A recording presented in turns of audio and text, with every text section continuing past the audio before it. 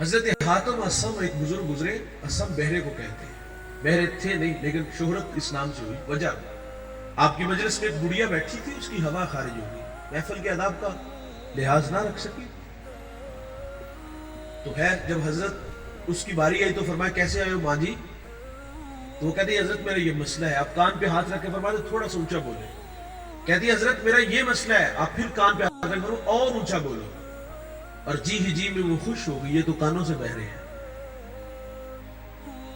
یہ تو مجلس میں رسوا ہونے نہیں دیا۔ بھائی جان یہی نہیں کہ مجلس میں نہیں رسوا ہونے دیا، وہ ماں جب تک زندہ رہی آپ عارضی طور پر کانوں سے بہرے رہے، فقط اس لیے کہ اس ماں کو جب بھی یہ پتا چلے گا کہ میں نے اس کی دلجوئی کے لیے ایسا کیا ہے تو یہ پھر شرمندہ ہوگی۔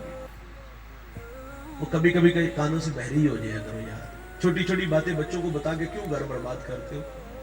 یا آپ اتنے کمزور کیوں ہو یار، چھوٹی چھوٹی باتوں میں